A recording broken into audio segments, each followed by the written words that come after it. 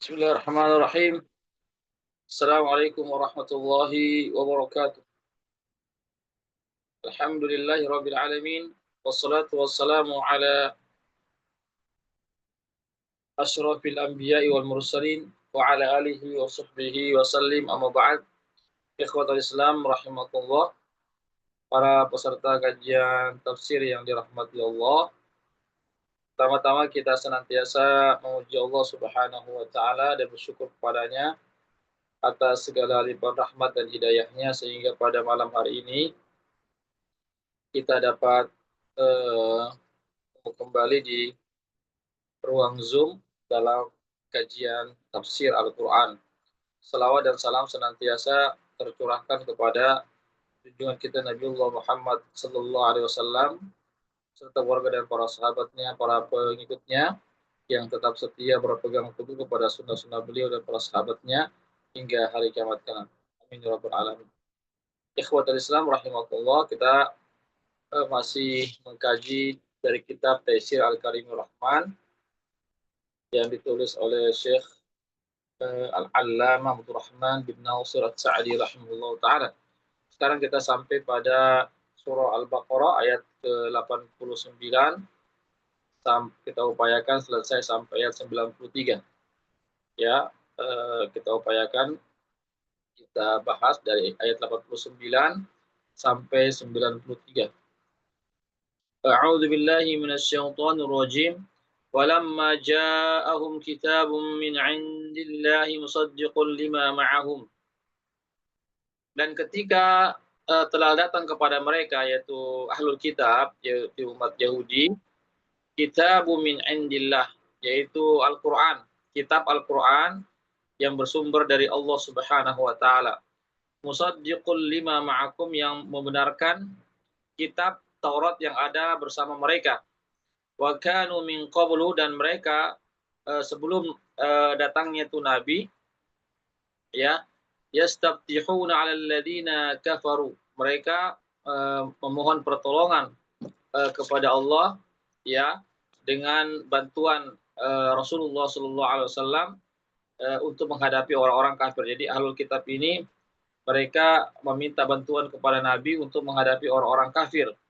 Falamma ja'ahum ma'arafu, namun ketika telah datang kepada mereka yaitu Al-Qur'an dan Rasulullah sallallahu alaihi wasallam sebagai nabi yang terakhir, ma'arafu, apa yang mereka ketahui, maksudnya mereka mengetahui bahwasanya ada nabi yang terakhir, ya, yang bernama Ahmad atau Muhammad, yang mana nabi terakhir ini telah disebutkan dalam kitab mereka, itu kitab Taurat, ya, yang mana mereka membawa petunjuk yang membenarkan isi Taurat,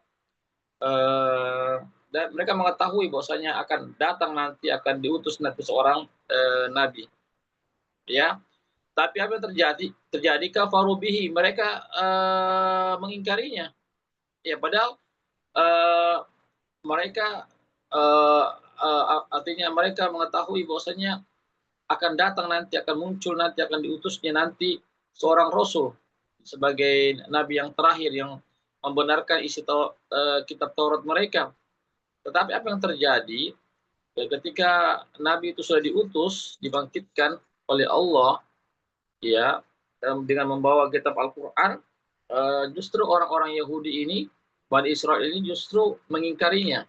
Ya, tidak menerima Rasulullah SAW sebagai nabi yang terakhir, ya, rasul dan nabi yang terakhir, dan tidak menerima Al-Qur'an sebagai kitab yang membenarkan kitab mereka. Ya. Akhirnya apa? Oleh karena itulah sehingga fala'natullahi 'alal kafir. Maka Allah Subhanahu wa taala memberikan laknat kepada orang kafir. Iya, mestinya ketika mereka mengetahui bahwasanya akan muncul nanti seorang nabi terakhir dengan membawa ayat Al-Qur'an yang membenarkan isi kitab Taurat mereka, mestinya mereka menerimanya, mengikutinya. Ya, tapi justru mereka orang-orang Yahudi ini mereka menolaknya, ya, tidak menerimanya Rasulullah SAW sebagai nabi yang terakhir. Ya, mereka tidak mau menerima Al-Qur'an yang harus mereka ikuti. Bi'sa mashtaro bihi anfusahum.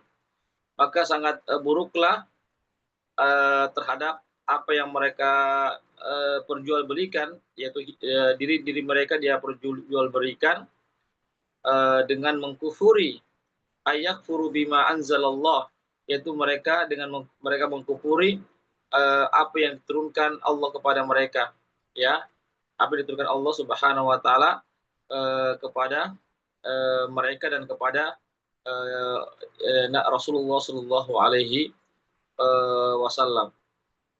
Ya, artinya mereka itu sangat buruk sekali ya apa yang dia lakukan perbuatannya, yaitu mereka rela mengkufuri atau mengingkari Al-Qur'an, ya, mengingkari kitab Taurat, yang mana kitab Taurat sudah memberikan kabar gembira kepada mereka akan muncul seorang nabi dan rasul, ya, sebagai nabi dan penutup rasul, ya, dan ketika telah datang rasul, ya, membawa kitab Al-Qur'an, justru mereka mengingkarinya. Ini menunjukkan bahwasanya mereka ini lebih memilih kepentingan dunia daripada kepentingan akhirat, yaitu dengan mana mereka rela mengkufuri apa yang Allah telah turunkan kepada mereka berupa Taurat, dan Allah telah menurunkan kepada setelah mereka, yaitu setelah kitab Taurat adalah Al-Qur'an yang dibawa oleh Rasulullah yang diturunkan kepada Rasulullah sallallahu alaihi wasallam. Bagian ayyunazzilallahu min fadli, ya, karena mereka ada rasa kecemburuan, ya, ada iri dengki atas apa yang Allah berikan, turunkan, ya, berupa anugerahnya yaitu Al-Qur'an, petunjuk kepada siapa yang Allah kehendaki, ala man yasha min ibadihi, kepada siapa yang Allah kehendaki dari hamba-hambanya. Ya, di sini ada kecemburuan, ya, artinya mereka sangat cemburu sekali umat Yahudi itu. Kenapa? Nabi dan Rasul terakhir itu diutus dari bangsa Arab, bukan dari bangsa Yahudi, ya, atau dari Bani Israel. Ya, mereka sangatlah cemburu, ya, karena mereka menyadari selama ini bahwasanya para nabi itu berturunan dari Bani Israel. Tapi justru nabi yang terakhir itu bukan dari Bani Israel, tapi dari keturunan Ismail alaihissalam.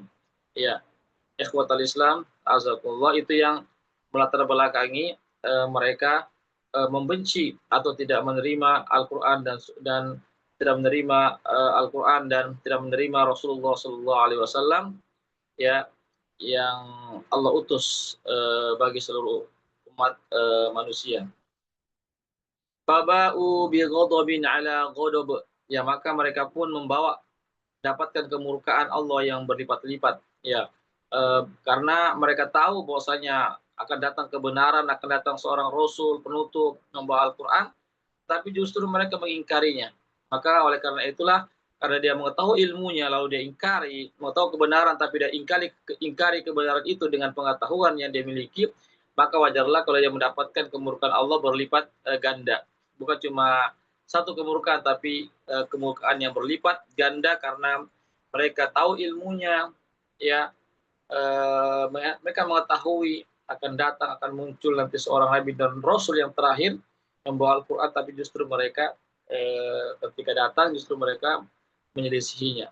Ya, berarti penyelisihan mereka itu bukan karena kebodohan, tapi karena keilmuan, tapi karena kesombongan atas ilmu tersebut, karena kesombongan, karena juga faktor kepentingan dunia, mengejar dunia dan seterusnya, sehingga mereka rela mempertaruhkan diri mereka dengan mengingkari Al-Qur'an dan mengingkari Rasulullah sallallahu alaihi wasallam. Walil kafirina adzabun muhim. Ya, dan bagi orang-orang kafir itu akan mendapatkan azab yang hina di dunia ini, lebih-lebih di hari akhirat yang selama-lamanya. Kemudian ayat yang berikutnya, wa idza qila lahum aminu, dan apabila dikatakan kepada mereka, yaitu Bani Israel atau umat Yahudi, aminu, berimanlah kamu kepada bima anzalallah, kepada apa yang Allah turunkan, yaitu berupa Al-Qur'an, kepada Nabi kita Muhammad sallallahu alaihi wasallam. Qalu nu'minu bima unzila alaina. Mereka mengatakan kami hanya beriman atas apa yang diturunkan kepada kami, yaitu kitab Taurat. Ya, mereka tidak mau beriman kepada Rasulullah dan kepada Al-Quran yang diturunkan kepada Rasulullah SAW. Jadi sekali lagi umat Yahudi itu umat yang fanatisme, golongan, kesukuan, kelompok. Kenapa? Karena mereka hanya mau beriman kepada Taurat saja yang diturunkan kepada Nabi Musa. Adapun mereka tidak mau beriman kepada Al-Quran, bahkan kepada Injil pun ya mereka tidak mau beriman kepada Injil. Ya, mereka hanya mau beriman kepada kitab Taurat saja. Ya, bahkan sebenarnya mereka tidak beriman kepada kitab Taurat juga pada hakikatnya, karena apa? Mereka justru menyelisih kitab Taurat, ya, yaitu mana ulama mereka mengubah kitab-kitab Taurat dengan tangan-tangan mereka sesuai dengan hawa nafsu dan ketamakan mereka terhadap kepentingan dunia. Wa yakfuruna bima wara'ahu, dan mereka pun mengingkari kitab yang datang setelah kitab Taurat. Ya, kitab Injil dia ingkari, yang diturunkan kepada Nabi Isa dia ingkari, apatah lagi kitab yang dibawa oleh Rasulullah SAW yang diturunkan kepada Nabi kita, yaitu Al-Quran. Mereka sangat mengingkari dan tidak mau menerima Al-Quran sebagai petunjuk hidup yang mereka harus ikuti. Bahwa al-haq, padahal Al-Quran ini al-haq, ya, kebenaran yang bersumber datangnya dari Allah Subhanahu wa ta'ala, yang tidak diragukan lagi tentang isinya, tentang perintahnya, tentang hukum-hukumnya, tentang kisah-kisah yang Allah Subhanahu wa ta'ala kisahkan, baik peristiwa yang telah berlalu atau yang akan datang. Itu sebenarnya kebenaran karena bersumber dari al-haq, itu Allah Subhanahu wa ta'ala. Musaddiqan lima ma'ahum, dan kitab Al-Quran itu membenarkan kitab yang ada pada mereka, yaitu kitab Taurat. Jadi kitab Al-Quran ini membenarkan isi Taurat, ya, kecuali kalau Taurat itu telah diubah-ubah oleh tangan mereka, tentu itu tidak dibenarkan oleh Al-Quran. Al-Quran hanya membenarkan kitab Taurat yang masih orisinil, yang masih asli, karena di dalam kitab Taurat itu Allah SWT menyebutkan bahwasanya akan muncul, akan datang nanti seorang nabi yang bernama Rasulullah, yang bernama Muhammad atau Ahmad, yang menjadi nabi penutup bagi seluruh nabi-nabi sebelumnya. Wa qul falima taqtuluna anbiya Allah. Ya, katakanlah, mengapa kalian membunuh para nabi-nabi Allah Subhanahu wa ta'ala. Ya, artinya kalau mereka betul-betul mengaku beriman kepada Tauratnya, ya, kenapa mereka justru membunuh para nabi? Ya, padahal para nabi ini adalah mereka menjalankan kitab Taurat. Mereka adalah rasul-rasul Allah. Tapi kenapa umat Yahudi ini membunuh para nabi? Ini menunjukkan bahwasanya iman mereka itu iman yang dipertanyakan, iman yang palsu, iman kepada Taurat tapi iman yang palsu. Bagaimana bisa diterima keimanannya? Karena apa? Karena sangat bertentangan kitab Taurat. Karena apa? Mereka membunuh para nabi, dan kitab Taurat tidak pernah menyuruh untuk membunuh nabi, untuk nabi dibunuh, para nabi dibunuh. Justru kitab Taurat tentu memerintahkan kepada kaumnya, ya, umatnya untuk beriman kepada para nabi, mengikuti jejak para nabi. Tapi justru umat Yahudi ini keimanannya itu adalah keimanan yang menyimpang, itu mana mereka membunuh para nabi dan tidak mau mengikuti kitab Taurat. Auzubillahi min dzalik. Ya. Walima taqtuluna anbiya Allah min qablu in kuntum mu'minin. Artinya jika kalian betul-betul beriman kepada Allah dengan iman yang benar, maka janganlah kalian membunuh para nabi. Ketika kalian membunuh para nabi, berarti iman kalian itu dipertanyakan. Kalian itu iman kalian keimanan yang palsu. Karena tidak mungkin keimanan kepada Allah dan Rasulnya itu memerintahkan untuk membunuh para nabi.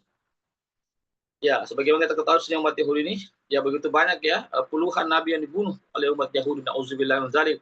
Bayangkan, ya, para nabinya saja dibunuh, apalagi selain nabi. Nauzubillah, sebagaimana yang terjadi di Gaza itu, ya, genosida, pembantaian, orang tua dibantai, anak kecil, perempuan yang tidak berdosa, ya, semua dibantai, ya, dan itu sudah tidak menjadi sudah menjadi tabiat mereka. Para nabi pun sebelum datangnya Nabi Muhammad mereka bunuh.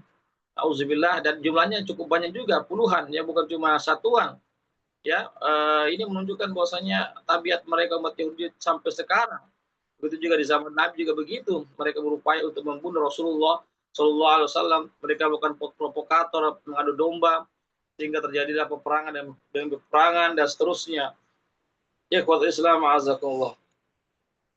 Walaqad ja'akum Musa bil bayinat. Sungguhnya telah datang kepada kalian, wahai Bani Israel, apa yang telah datang kepada kalian, yaitu Nabi Musa alaihissalam dengan membawa keterangan-keterangan yang bersumber dari Allah, hujah-hujah, hukum-hukum ya petunjuk-petunjuk dan pedoman-pedoman yang bersumber dari Allah Subhanahu wa taala, yaitu berupa kitab Taurat.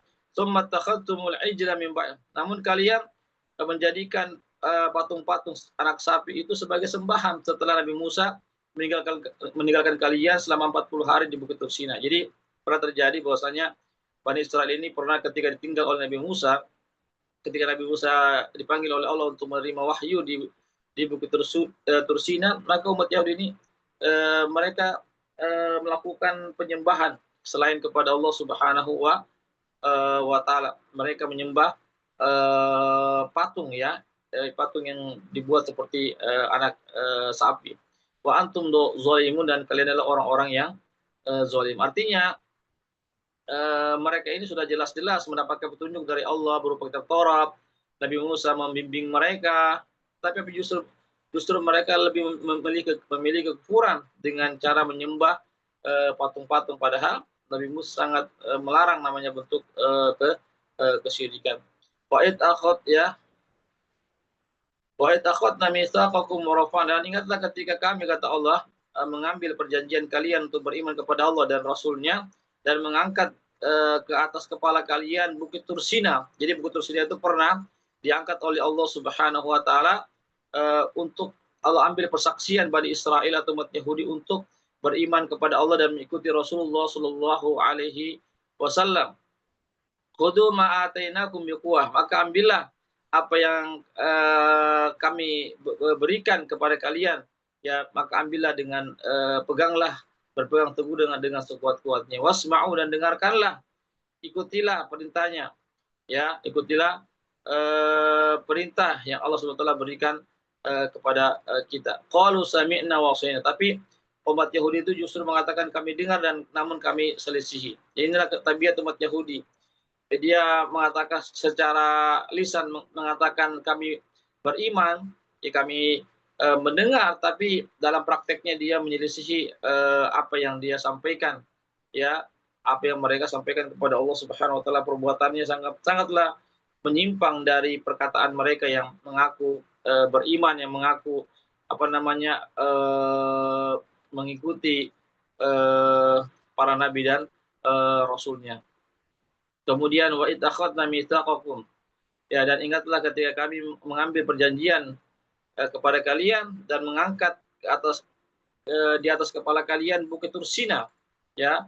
Ini perjanjian yang sangat keras sekali. Artinya kalau mereka tidak mengambil perjanjian itu, maka Allah hancurkan mereka dengan runtuhnya, dengan dilepaskannya Bukit Tursina ke atas kepala mereka. Namun mereka mengambilnya secara lisan, tetapi setelah itu prakteknya, ya, secara perbuatan, sikap mereka tidak sesuai dengan apa yang dia ucapkan. Ikhwatul Islam rahimakumullah. Wa usribu fi qulubihimul ijla bi kufrihim. Justru mereka lebih cinta kepada penyembahan terhadap benda atau patung-patung yang berupa anak sapi. Sebagaimana yang kami sebutkan tadi sejarahnya, bahwasanya ketika Nabi Musa diperintahkan oleh Allah untuk bertemu di Bukit Tursina, justru umat Yahudi atau Bani Israel itu menyembah patung-patung sapi. Nauzubillahi min dzalik. Qul bi'sa ma ya'murukum bi imanukum wa in kuntum mu'minin. Katakanlah ya Muhammad, sangatlah buruk apa yang diperintahkan oleh iman kalian. Artinya jika iman kalian itu begitu, berarti sangat buruklah iman kalian, yaitu tidak mau mentaati Allah, menyelisih Allah, menyembah patung, membunuh para nabi. Maka keimanan mereka yang kalian mengaku beriman kepada Allah dan Rasulnya, kepada kitab Taurat dan kepada kitab Musa, maka itu hanyalah sekedar ucapan-ucapan di bibir belaka saja, tetapi tidak dibenarkan dalam hati, tidak diyakini, dan juga tidak diamalkan oleh anggota tubuh kita. In kuntum mu'minin, jika kalian betul-betul orang-orang yang beriman. Jadi kalau kita betul-betul orang yang beriman, maka kita harus menerima Al-Quran dan Sunnah Rasulullah SAW. Ya, kita harus meninggalkan segala bentuk kesyirikan, dan kita harus senantiasa sami'na wa ta'ana, kita dengar perintah-perintah Allah dan Rasulnya, dan kita menjalankannya. Ikhwatul Islam azakumullah, barangkali ini yang bisa kami sampaikan terkait tentang perihal Bani Israel atau umat Yahudi.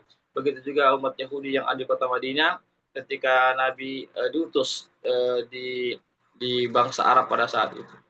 Demikianlah apa yang bisa kami sampaikan. Mudah-mudahan kita bukan termasuk umat Yahudi, bukan termasuk umat-umat yang senantiasa menyelisihi Allah dan Rasulnya. Demikianlah apa yang bisa kami sampaikan. Sebelum kami tutup, kalau ada yang bertanya silakan ditanyakan. Jika tidak ada maka kita cukupkan sampai di sini. Barakallahu fikum. Kita cukupkan pertemuan kita dengan membaca doa penutup majelis. Kami ucapkan jazakumullah khairan. Itulah para donatur yang sudah hadir, ya para peserta yang sudah hadir pada malam hari ini, juga para donatur yang sudah berpartisipasi dalam laksananya kegiatan kali ini. Kami mohon maaf sekali lagi.